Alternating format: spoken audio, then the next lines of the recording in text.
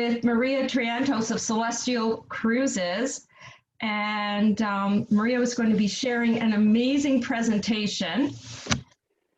And I hope this is going live for us now. I believe we are. It shows on my end it is. So hi everyone, or should I say Yasu? Yasu. Hi, Yes. Maria. So what I'm going to do is I am going to just, well, I'm trying to minimize. But anyways, Maria, you're going to share a slide presentation and show everyone exactly what we're going to be looking forward to in July. Done deal. Are you ready to share? Yes, go. Now I have the presentation, but you also have it. So I'm going to let you take the. I am on it, ladies. No problem. So hi, everyone. I am Maria Triantos. Yes, that's a good Greek name. And I am thrilled to be able to share with you more about my company, but mostly about my homeland. So I want you to know that I'm hoping this finds you all safe and well. Honestly, we all need a little bit of an escape to the future right now, don't we? Yes. We certainly want to escape the present, and if it were up to me, we'd be in 2021 already. I would long for that. So I am thankful that Lisa and I have connected and just wanted to share some pictures she shared with me. Lisa, it looks like you have a lot of fun when you travel, and I hope that you and I get the opportunity to sail together sometime in the future. And not sure when you're going to be on board in July, but never say never. I might be there. We'll see how that goes. A little more about me. I am a real Greek girl and have been in the travel business for over 30 years, mostly with airlines, and feel privileged now to be able to represent a company that is really all about Greece. We're the only Greek-owned cruise line, have been in business for more than 3 decades, and we are part of a larger resort group called the Lewis Hotel Group, which really our expertise is in the Mediterranean. And that's what, we are Greek owned, we speak the language, we know the land. There's certain advantages in that when you are wanting to see my beautiful homeland. So let me tell you a little bit about Greek culture. Guys, when you do come to my beautiful homeland, you're going to notice right off the bat, I'm sure most of you have experienced this in some way. Do you know some Greek restaurant owners? I personally do not. Okay, but you know that Greeks come to North America and they are all excited about opening restaurants. And part of it is because it's something in our DNA that is called philotimo. We love to host. There is a great pride in hosting guests in our home. And the word philotimo doesn't literally translate, but it's the honor of hospitality. And when you're sailing with Celestyal, boy, does that come through. First of all, of course, all your onboard dining is included, unlimited classic drinks, 2 shore excursions with every sailing, entertainment, great variety, as well as your gratuities. So my beautiful friend Eleni here is actually not just a model serving drinks. She really is my friend Eleni, who serves drinks poolside, and I can't wait to see her again when this craziness is all over and we can sail together. And that's a really good mojito that was made there, guys, just so you know what to order. And of course, Greek food is something we're very proud of. We have actually partnered with a TV chef, Diane Kochilis, who is the hostess of My Greek Table. And she has shared some of her best recipes with our chefs on board so that we're going to have an even more authentic experience. We really love to showcase the Mediterranean diet as well as the Blue Zone diet, which is showcased in the Greek islands, featuring, the Blue Zone is the area where people live past 100, and it's because of the healthy eating. So we love to talk about the Greek cuisine. But I say this with the best of intention. We want you off the ship. The destination is the hero. We know you're going to be well taken care of while on board, but you're not there to be on board a ship. You are there to see this marvelous land, experience the people, the culture, and experience the tastes and flavors.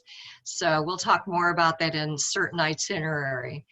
And we have won numerous awards since we've rebranded in the last 5 years. The last 4 years running, TripAdvisor has awarded us Best Cruise Line for Service. And that's really hats off to my crew because they make us look amazing. We have amazing solo traveler awards because of our great rates, and it's very conducive for solos, as well as Best Cruise Line for Shore Excursions, and that's because of the marvelous ports and destinations. There has been some buzz the last month, guys. We got a new ship.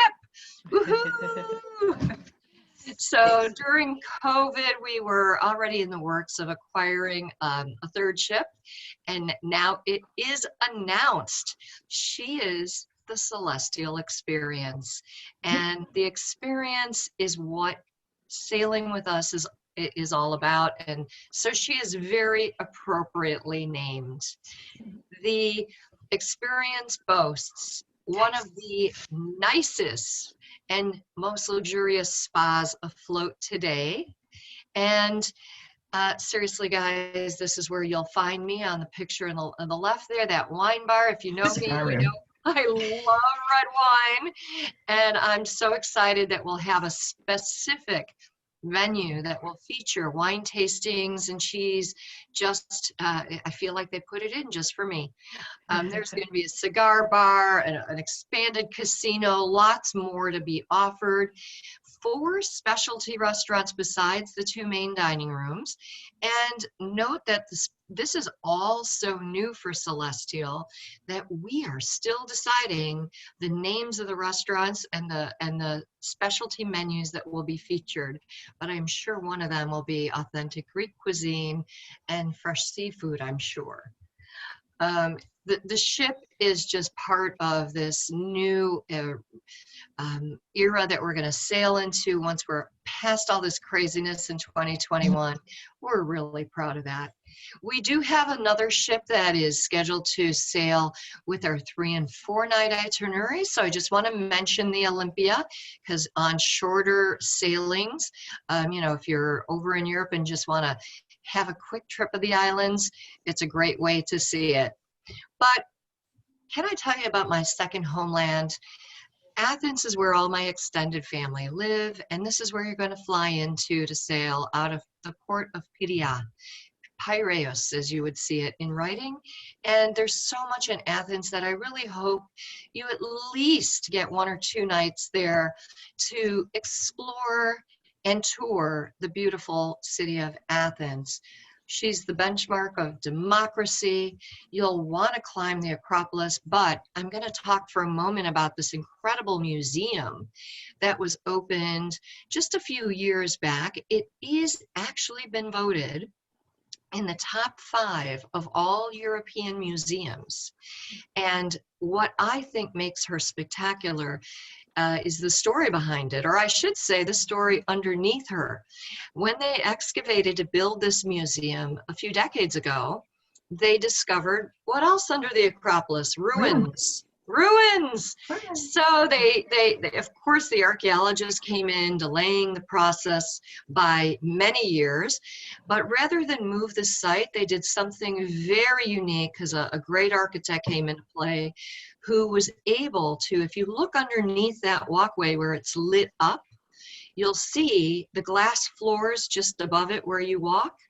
It's glass floors throughout the museum, so that you can actually see the city and the ruins that have been excavated and are still being excavated as you walk through this marvelous museum. So although I'm not a museum person, I would encourage you to take a short 1 or 2 hour visit in this beautiful museum, because the way they've laid the artifacts out and the antiquities is so well done. You are nose to nose with them. They have people there telling you not to touch, but you can literally be just inches from the antiquities as you see them. They're the actual antiquities from the beautiful Mount of the Parthenon. And one of my favorite tour spots in Athens, even from a little girl, I have pictures of me there standing next to the Cholia. The Cholia are honored Greek soldiers that it's an honor to be able to serve in front of the Parliament and the Tomb of the Unknown Soldier. Every hour, on the hour, they do a guard change, and you want to catch them in action because it's very ceremonial and nice. And it's all within walking distance from Plaka, which is where I would recommend some wonderful restaurants, little bars and coffee shops throughout Plaka. Great shopping. It really is the tourist area. But don't miss at least a drink or a nice dinner with a rooftop view of the Acropolis. It's a magnificent day or two that you don't want to miss. But let's get to the sailings. My favorite of all the itineraries is the IDYLLIC. Why? Because it really features the Greek islands. It will showcase the islands in a marvelous way. Do you guys have a guess on how many Greek islands there are? Give me a number, any number. No. 40. Can I 40, Google it? okay. Believe it or not, there are 6,000 Oh, wow. Greek islands. Huh. 220 of them that are very inhabited. So my point in sharing that is, even the Greeks can never see all of the marvelous islands. So when in Greece, you have to see a few because they all have a very distinct and different flavor. And this is an ideal way to be able to do it. We start off though with Kusadasi because it is the showcase of the ancient city of Ephesus. And then I want you to notice the times in port. Every morning, you're in a different port. The only short stop is Milos, where you're there for 5 hours, which we'll talk about in a minute. But Mykonos, you're there for over 24 hours. So we, as Greeks, are able to get longer port times so that you can see the islands at night. With it, Greeks don't even go out to dinner till 10 o'clock at night. So the nightlife is a big key part of experiencing Greece. And since we're jet lagged anyway, you can be up and out as well, no problem. I'll start with the largest of the Greek islands, the beautiful island of Crete, where here you'll see the Temple of Knossos and the stories of the Minotaur. Greek mythology comes to life. One of my favorite additional little add-ons to the Temple of Knossos can be for you, Mr. Vasilis. This is a very exclusive shore excursion to Celestial. Mr. Vasilis is our friend. This is unique. We actually found a few years ago a very passionate winery distillery operator that has a small farm. So you go through the Cretan villages, you come to Mr. Vasilis, and guys, that is him explaining the process, his land, the pride he has in having you hosted with Philotimo in his home. And then when you go inside and you see the table set up with cheese and olives and vegetables, and then of course tastes of his wine and his raki. Raki is a very special Cretan liqueur, or liquor I should say, and all you need is a little shot, but raki is very good because it can be pomegranate flavored, honey flavored, I highly recommend. Raki is a nice potent way to warm your soul, and visiting Mr. Vasilis and seeing his Cretan dancers come out to perform for you then. And don't worry, they will get you up and dancing with them. It is a wonderful show, one of the best on the island. And I will remind you, Lisa, to be sure to invite everyone to meet Mr. Vasilis. But I'm very excited about this new port on this itinerary. We're moving from Heraklion, the capital, to Ios Nicholas. St. Nicholas is this tiny seaport, and I have to say, when I was 21, I went there for the first time as an adult, spent a week in this tiny port town, so I have a love affair with her. This is a magnificent addition to our itinerary, and one of the reasons is you could do the tour during the day, come back to the ship, walk off, go to the beach, go shop, go to some of these seaside restaurants and have a glass of raki or a coffee and enjoy the people watching. What you see in the foreground here is the deepest of freshwater lakes that's connected to the sea. And it is rumored that she is so deep because the goddess Athena actually birthed and swam up and out of this freshwater lake in St. Nicholas. So it has a great story, beautiful place. I'm so happy that we can share Ios Nicholas with all of you. But Santorini is where everyone wants to go. Everyone, the millennials want selfies here because that is the selfie they're dreaming of. They want to pose. It's where people are wanting to be seen. It is quaint, windy little streets that will take you through shops and restaurants with magnificent views just like this. And this is an example. I just took this little panoramic with my cell phone. It really is amazing to stand there in the center of that town and see this vista. But I'm going to tell you what sets Santorini apart from all of the other islands. It's the geology of the island. It actually is the rim, the caldera of a volcano. So if you look at the top part of your screen, you'll see that is the actual island that you'll visit. The other two are not touristy at all. They're just little pieces of land there that are remnants of the volcano. But the center is where the volcano blew from 6,000 years ago. So if you look at the very left-hand corner there by the shore, you'll see the white dotted buildings, and that is the town of Ia that we just saw those magnificent pictures from. So Ia is off to the left. In the center of the screen, you'll see more white buildings, and that is the town of the town of Fira. Fira is the capital of Santorini, and that's where you can take the cable car, which I recommend, or the donkey back down to the port for the tenders. The donkeys, they stink, so I don't like the donkeys, and they're not very safe. But the cable car is swift and easy. But to the very right of the screen, I'm going to talk about a really not known, very well-known site that is off to the right of the Crescent Island. But just because you can see the shape of this island now, you can understand why there are beautiful red rock beaches in the center where the volcano blew from. And on the opposite side, the black sand lava beaches that you have to put your feet into.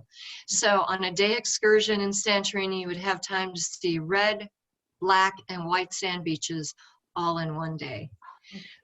But don't miss Akrotiri. Akrotiri is one of my favorite places in all of Greece. I've been going there since I was a little girl, so I have a special affinity for her. Akrotiri is Greece's Pompeii. It is where ruins were found of a Minoan civilization that is believed to be Plato's lost city of Atlantis. Every year they find more and more artifacts to give more credence and are able to document more to add credence to this belief. So when on Santorini, be sure to visit the lost city of Atlantis, because when it's proven to be that, you'll be sorry you didn't have the chance to see it. It's very intimate and really a great layout of a dig. And of course, sunset on Santorini is magnificent. And just sit, have a glass of wine or a coffee, whatever you choose, and enjoy the view. The hardest part will be, where do you enjoy the view from? The view will be spectacular no matter what. But on to the next day, you're going to visit the beautiful island of Milos. Milos is one of those new hotspots in Greece that Forbes, Top 100 New Destinations, has mentioned, and it has more beaches than any other single Greek island. It is unique beaches. Look at these rock formations where you can jump off of, swim through water caves. It's really a unique beach spot, and we're there for a very short time, but would not want you to miss it. And then your last day on Mykonos, well, the island of pelicans, windmills, celebrities, the rich and the famous all flock to Mykonos. So imagine that this area you're looking at now is all pedestrian. There really is no motor traffic through here. So we shuttle you to the edge of town and you can walk through this very unique, intricate little way to get to the windmills that are in the back. It's a lot of fun. Through the winding streets, tons of shopping, ladies, watch out. And remember, you're there for a full day. So you can go touring for the day. You can go to the island of Delos, which has some amazing history to be shared there. Or you can join me on a beach having a cocktail. That's what I'm going to choose for my last day. But you should definitely take it in. It's an amazing place. Don't forget, though, about the magnificent sunsets in Mykonos. Just like Santorini, there's sunsets on all the islands to be taken in. And I want to point out, you see to the right of the screen, the restaurant with the chairs right there? Okay, that's where we're going to sit, because that's where I was with my colleagues when I took this picture. Beautiful. This is sunset on Mykonos in the little area and the port called Little Venice. And everyone flocks to this port for sunset. And when the sun hits the water, everyone sitting at the seaside cafes and restaurants break into a thunderous applause. I get goosebumps just thinking about that moment. I want to be back so bad. Yeah. So we have many itineraries. I just want to touch on a few of the others. The IDYLLIC is the one that really does showcase the Greek islands. But for those that are adventurous, well, let's talk about the ECLECTIC that takes you through Istanbul, Çanakkale, Thessaloniki, and Volos. You didn't know Volos was on your bucket list, but ladies, Volos should be on your bucket list, and I'm going to show you why. First of all, Istanbul is magnificent. There's no way to capture it all in one day, but you get such an amazing taste. When you dock in this, literally in this area with our ship, we transfer you to a small river cruise ship that will take you down the Bosphorus for amazing views that will capture the sunset from the river cruise boat. The Hagia Sophia, the holiest of all Greek Orthodox churches. And when we visit throughout Turkey, the guides are so proud of their heritage, their sites.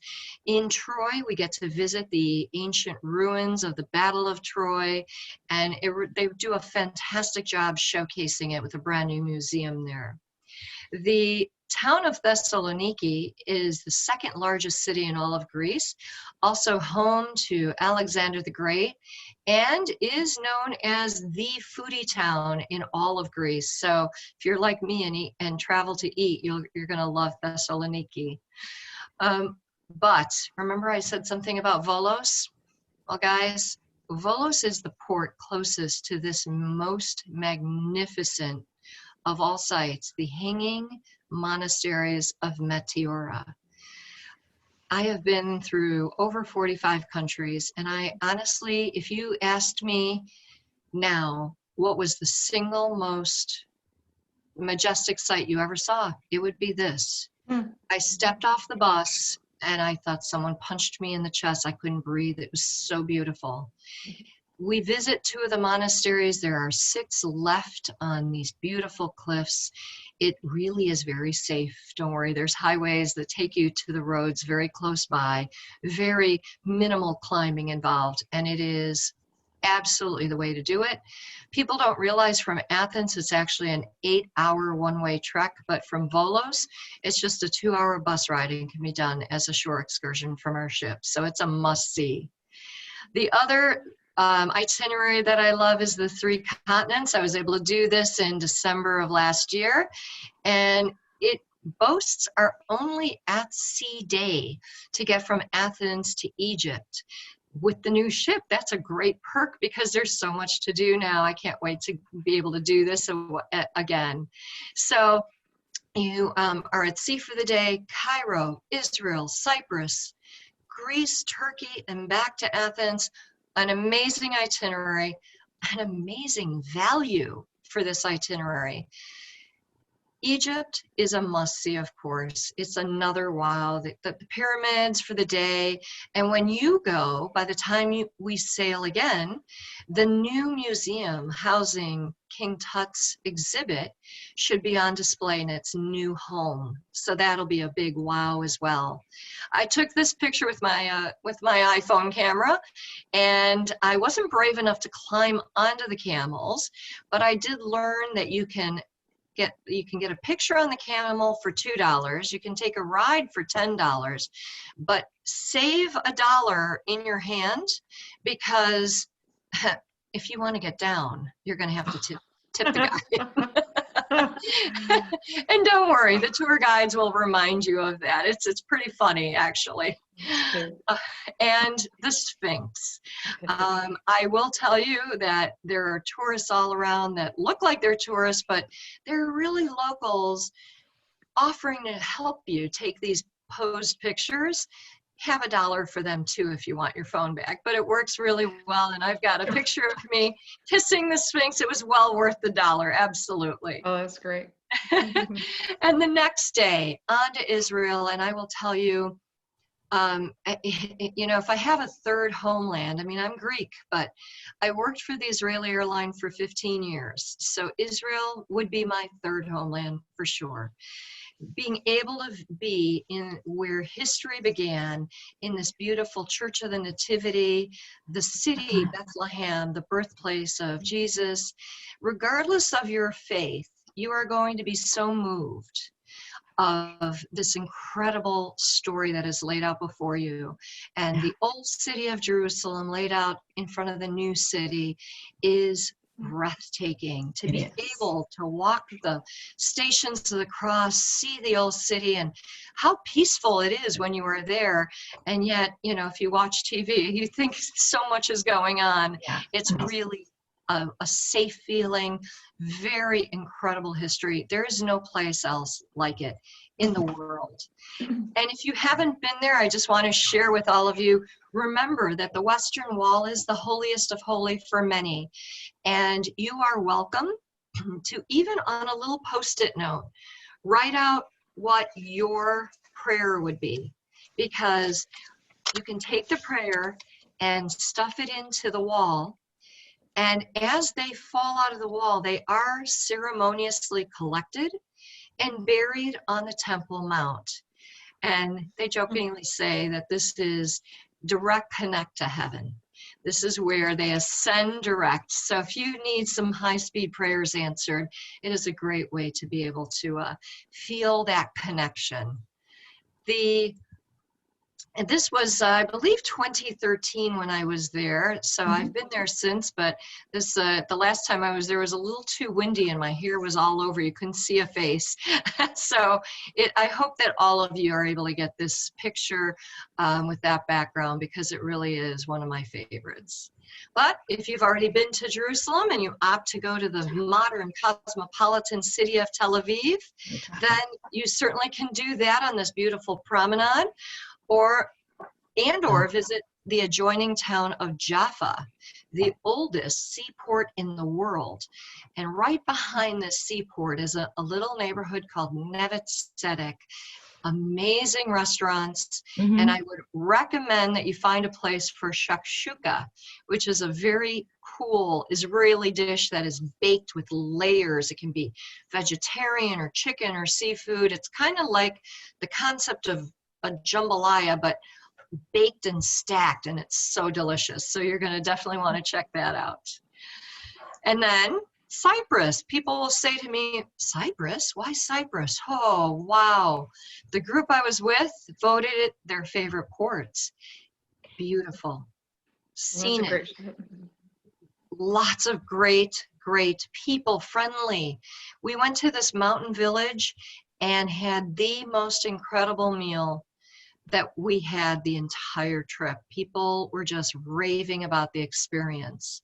But the history and how well preserved everything is, in the center of that amphitheater on the stage there, you see that little circle. If you stand there and whisper, you can hear the echo. So imagine that in an open air theater with a view of the sea before you. It's just an incredible sight. This is, they say, the land of Athena. She came out of the rocks swimming, and you can feed the fish right off of the porches. It really is a beautiful island, and you'll love the experience. And then, of course, the ancient city of Ephesus in Kusadasi. Yeah. Great ruins, some of the best preserved ruins I've ever seen. I would encourage you to remember to add on either or both. The House of Virgin Mary is just a few minutes away from the ancient city of Ephesus, where it is believed Mary spent the remaining of her days, or the terrace houses, which are ruins that are being excavated under a covered roof. And it really is the Beverly Hills of Ephesus, you could say, where the rich had beautiful homes, frescoes, and watching the process coming together like a puzzle is very well laid out, and you'd be walking right past it as you go into Ephesus. So I would encourage you to stop, since you're right there anyway. It just adds about 20 to 30 minutes to your tour. Well worth the time. I don't know if the sound's going to work on this, ladies, but I'm going to try to share a 1-minute video with you. So just wave no or yes if you hear the sound, okay? Let's see if this works.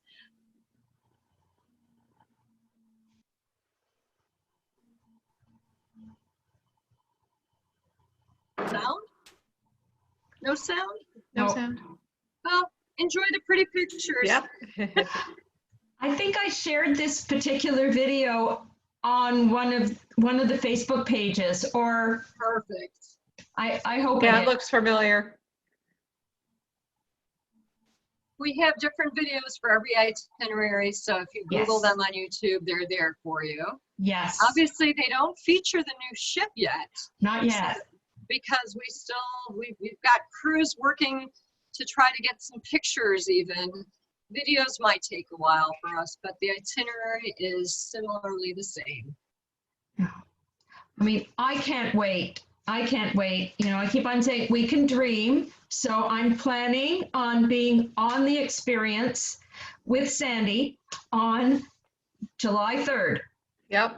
It is going to happen. Yes. I'm manifesting it so. And then maybe while I'm time to be there, I'll plan out the 3 continents while I'm on the ship, perhaps, because that's a great idea. Just absolutely spectacular. I was on that ship, the ship that is just retired. I was on her twice. an amazing, amazing experience. It really, really was. The crew was so friendly. And I was amazed at how many crew members remembered me when I came back the following year. Huh. You know, I think what is unique for Celestial is that when I joined the company and I would walk up to the crew when I first met them and ask them, how long have you been with the company? And how long have you been with the company? The answers were 6 years, 7 years, 12 years, 15 years, 26 years. These are not people that are on contract moving from ship to ship. These are people that think of Celestial as their home. And if they are feeling that this is home, you're getting that graciousness of being invited into their home. Yes, and That speaks highly of the company if the people are, you know, if they want to stay for that long.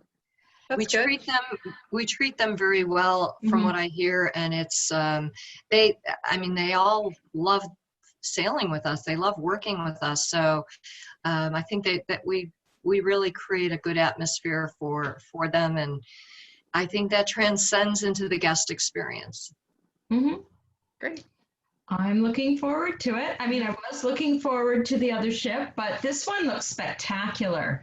Without being one of the big mega ships, it's still a smaller, intimate ship. We had certain criteria we had to follow in order to get into some of the islands and ports that we go to.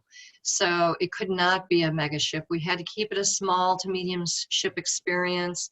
And it's not real fun to get off a ship with 5,000 people onto a small island. No, it's not the disembarkation, and once you're there, having all your new best friends at the same spot. No, that's what I really enjoyed about being on the former ship. Exactly. The lack of crowds.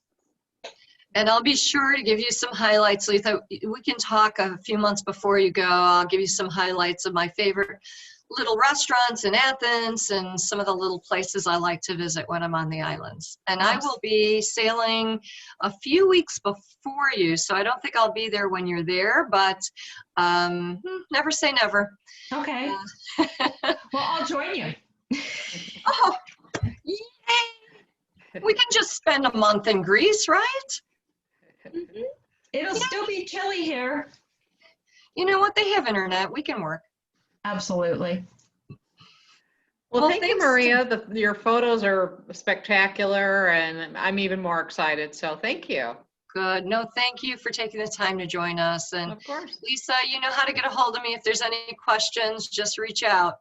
I do. So, and you know, so your Greek lesson is Yasu. Remember, it's equal to shalom and aloha and efcharisto. If you just have those two words in your repertoire before you go to Greece, efcharisto. okay. Efcharisto. Okay. Efcharisto. Efcharisto. Efcharisto to you too. Okay. Well, Yasu. have a Bye now. lovely day.